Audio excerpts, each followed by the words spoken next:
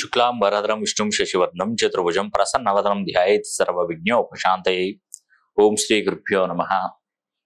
నమస్తే అండి, నేను మీ రామకృష్ణ నిహాన్, యాస్ట్రో న్యూమరాలజిస్ట్ని. అందరూ ఎలా ఉన్నారు? ముఖ్యంగా ఈ వీడియో నేను తీయడానికి కారణం ఏంటంటే, మనకు ఈ ఆషాఢ మాసంలో ఈ 6వ తారీఖు నుండి, జూలై 6వ తారీఖు నుండి ఆషాఢ శుద్ధ పాడ్యమి. 6వ తారీఖు మనం జ్యేష్ఠ మాసం నుండి 5వ తారీఖు వరకు జ్యేష్ఠ మాసం, 6వ తారీఖు నుండి ఆషాఢం మొదలవుతుంది. ఈ ఆషాఢ మాసం ఫస్ట్ రోజు నుండే మనకు వారాహి అమ్మవారి నవరాత్రులు జరగబోతున్నాయి. అది ఎప్పటి వరకు అంటే సుమారుగా 9 రోజులు నవరాత్రులు. అంటే ఆషాఢ శుద్ధ నవమి వరకు కూడా ఈ యొక్క నవరాత్రోత్సవాలు ఘనంగా జరగబోతున్నాయి. చాలా వరకు చాలా మందికి తెలియదండి ఈ యొక్క వారాహి అమ్మవారి నవరాత్రోత్సవాలు అనేది కూడా చాలా మందికి తెలియదు. ముఖ్యంగా మొన్న పవన్ కళ్యాణ్ గారి అతను వారాహి దీక్ష తీసుకున్నారు, అమ్మవారి దీక్ష తీసుకున్నారు. తను రథయాత్ర అంటే మామూలుగా అప్పుడు ఆ యొక్క జనసేన పార్టీ ముందుకు తీసుకెళ్ళడానికి, దానిలో ప్రచారం చేయడానికి వారాహి అనే ఒక వెహికల్ తయారు చేసి దానికి పేరు పెట్టడం జరిగింది, వారాహి. అంటే ఒక విధంగా చెప్పాలంటే అమ్మవారు ఇప్పుడు ఈ 9 నవరాత్రులు అనేది కూడా గుప్త నవరాత్రులు అంటారు. గుప్త నవరాత్రులు అంటే గోప్యమైనటువంటి, మనసులో ఉన్నటువంటి కోరికలన్నీ కూడా గోప్యంగా ఉంచుకోవాలి. గుప్త నవరాత్రులు గోప్యంగా ఉంచుకోవాలి అంటే, భూమిలో మనం నిధి లోపల దాచిపెట్టామనుకోండి, దాన్ని ఏమంటారు? గుప్త నిధి అంటారు. అంటే లోపల ఉన్నది అంటే ఎవరికి కనిపించట్లేదు, ఆ నిధి లోపల ఉన్నది. గుప్త నిధి తవ్వకాల్లో బయటపడుతుంది, గుప్త నిధి. అదేవిధంగా గుప్త నవరాత్రులను ఎందుకంటున్నారంటే, మనసులో అమ్మవారికి ఏ కోరికను కూడా బయటి వాళ్ళకు చెప్పకూడదు. అలా చెప్తే ఆ కోరిక ఫలించదు. అమ్మవారి అనుగ్రహం పొందాలంటే, ఇప్పుడు నీకు ఒక ఉద్యోగం కావాలి అనుకుంటున్నావు. ఆ ఉద్యోగం కావాలంటే అమ్మవారిని నీ మనసులోనే ఉంచుకోండి. నీ కోరిక నువ్వు ఏం కోరుకున్నావు ఎవరికి చెప్పకుండా అమ్మవారికి నీకు మాత్రమే తెలిసేటట్టుగా కోరికను కోరుకోవాలి. రక్త సంబంధిక తల్లిదండ్రులైనా పర్లేదు, ఎవరైనా పర్లేదు, ఎవరితో చెప్పకూడదండి. ఈవెన్ భర్తకి కూడా చెప్పే అవసరమే లేదు. ఒకవేళ భార్య కనుక మొక్కుకుంటే భర్తకు తెలియని అవసరం లేదు, భర్త మొక్కుకుంటే భార్యకు తెలియని అవసరం లేదు.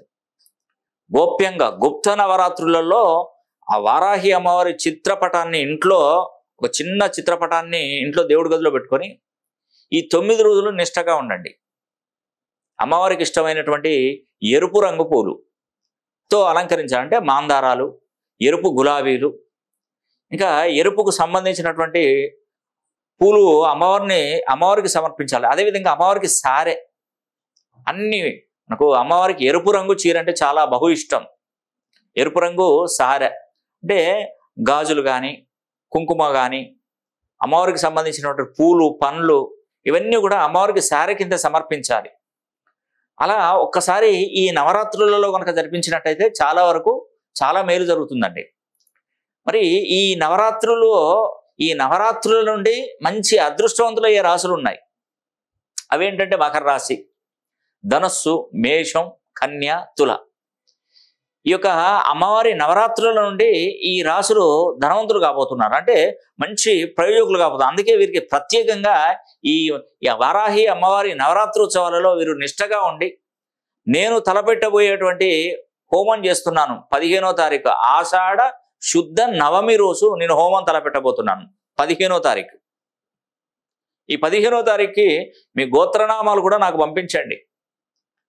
గోత్రనామాలు పంపించినట్టయితే నేను వారాహి అమ్మవారి యొక్క హోమం జరిపిస్తాను కాబట్టి మీ పేరు గోత్రనామాలను కూడా పంపిస్తే మీరు మనసులో సంకల్పం చేసుకొని మీ కోరిక ఏదైతే కోరుకున్నారో అది ఎవరికి చెప్పకుండా ఆ కోరిక మనసులోనే ఉంచుకోండి. ఆ కోరిక ఫలించిన తర్వాత 10 మందికి చెప్పండి. ఆ కోరిక ఫలించిన తర్వాత 10 మందికి చెప్పండి, ఇలా కోరుకున్నాను మంచి జరిగిందని. అంటే గుప్త నవరాత్రులలో గోప్యంగా ఉన్నటువంటి కోరికలు తీరుతాయని మనకు శాస్త్ర పురాణం. చేయండి, అలా చేసి చూడండి. మనం ఏదైనా కొంతమందికి ఏదైనా పని మొదలు పెట్టారనుకోండి, నేను ఒక కిరాణా షాపు బిజినెస్ పెట్టబోతున్నాను అని మనసులో అనుకున్నావు. ఆ మనసులో అనుకున్నది నువ్వేం చేస్తావంటే 10 మందికి చెప్పేస్తావు. 10 మందికి చెప్పేస్తే ఆహా నిజంగానే అని ఫస్ట్ సారి ఏం చేస్తారంటే 10 మంది నమ్ముతారు. నీకేదో అనివార్య కారణాల వల్ల నీకేదైనా ప్రాబ్లం వచ్చి ఆ పని సజావుగా పూర్తి కాలేదు, నువ్వు పెట్టలేకపోయావు. రేపు పొద్దున ఇంకొక కోరిక కోరుకుంటావు మనసులో, ఇంకొకటి చెప్తే అది నెక్స్ట్ది ఎవరు నమ్మరు. ఫస్ట్దే నువ్వు చేయలేదు, సెకండ్ది ఏం చేస్తావు అని అంటారు. అందుకే అమ్మవారి దగ్గర మనం ఏ విషయాన్ని కూడా ఇతరులతో చెప్పకుండా మనసులో సంకల్పం చేసుకొని మీరు ఒకసారి చూడండి. తప్పకుండా అమ్మవారి అనుగ్రహం కలుగుతుంది. కలగదని కాదు, కలుగుతుంది, తప్పకుండా కలుగుతుంది. ఈవెన్ మనకు డిప్యూటీ సీఎం అయినటువంటి పవన్ కళ్యాణ్ గారు ఆంధ్రప్రదేశ్లో ఫస్ట్ అతని ప్రచార రథం అనేది కూడా వారాహి ద్వారానే మనం మొదలు పెట్టడం జరిగింది. వారాహి వాహనం ద్వారానే అతను ప్రచార రథం అనేది కూడా మొదలుపెట్టి స్టార్ట్ చేసి ప్రజల్లోకి వెళ్ళాడు. అంతకుముందు నార్మల్గా వెళ్ళాడు, ఏం పెద్ద ఫలితం రాలేదు. కానీ ఈసారి 21 సీట్లకి 21 స్థానాలు గెలుచుకున్నాడండి. 21 సీట్లకి 21 సీట్లు గెలుచుకున్నాడు. అసలు మామూలు విషయం కాదండి. అది అమ్మవారి అనుగ్రహం ఉండబట్టుకనే అదంతా జరిగింది. అలాగే పవన్ కళ్యాణ్ గారు వారాహి అమ్మవారికి మామూలుగా వినతులు సమర్పించాడు. అతను ఏదైతే చెప్పాడో అది చేసి చూపెట్టాడు.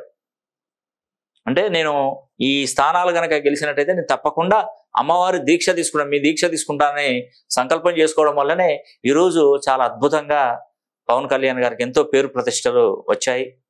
21 స్థానాలకు 21 సీట్లు గెలుచుకున్నటువంటి గొప్ప మహనీయుడు, గొప్పవాడు పవన్ కళ్యాణ్ గారు. నిజంగా చాలా గ్రేట్ అండి. ఎందుకంటే ఏదో ఒక సీటు 2 సీట్లన్నా ఓడిపోతారు, కానీ బైకి బై మొత్తం ఎంతైతే నిల్చున్నారో అందరికీ అందరూ వచ్చారు. అసలు మామూలు కాదండి. ఇది చాలా గ్రేట్, చాలా అంటే చాలా గ్రేట్. అంటే తన మీద ఉన్నటువంటి అభిమానం, అమ్మవారి అనుగ్రహం చూడండి. తన మీద ఉన్నటువంటి అభిమానం, అమ్మవారి అనుగ్రహం అనేది ఎంతో అది ఏ పార్టీ అని కాదండి, అమ్మవారిని ఎవరు ఏ పార్టీ వాళ్ళు కొలిచినా ఆ పార్టీకి చాలా మంచి జరుగుతుంది. ఒక పవన్ కళ్యాణ్ గారే కొలిస్తేనే అమ్మవారి అనుగ్రహం ఇతనికి ఒక్కరికే ఇచ్చారని కాదు, మీరు కొలిచినా నేను కొలిచినా ప్రపంచంలో, భారతదేశంలో, భూ ప్రపంచంలో ఎవరు కొలిచిన అమ్మవారు ఖచ్చితంగా నెరవేరుస్తారు. అమ్మవారికి అందరూ మనం పిల్లలు లాంటి వాళ్ళే, కొడుకులు పిల్లలు బిడ్డలు లాంటి వాళ్ళమే. ఒకరికి ఎక్కువ ఇవ్వాలని, ఒకరికి తక్కువ ఇవ్వాలని, ఒకరిని కింద పడేసి తొక్కాలని ఎప్పుడూ ఆలోచించదండి. శరణు వేడండి, అమ్మవారిని కోరికలు కోరుకోండి, తప్పకుండా నెరవేరుతాయి. అదేవిధంగా ఈ నెల 15వ తారీఖున కూడా నేను తప్పకుండా ఈ యొక్క వారాహి అమ్మవారి హోమం జరిపిస్తున్నాను. ఆసక్తి ఉన్నటువంటి వారు ఖచ్చితంగా మీ పేరు ఎన్రోల్ చేసుకోండి. నేను ఈ యొక్క హోమాన్ని జరిపించి దానికి సంబంధించిన వీడియో అనేది కూడా మీకు పంపిస్తాను. ఈ అవకాశాన్ని ప్రతి ఒక్కరు సద్వినియోగం చేసుకోవాలని కూడా మనస్ఫూర్తిగా కోరుకుంటూ సెలవు తీసుకుంటున్నాను. సర్వే జన సుఖినో భవంతు.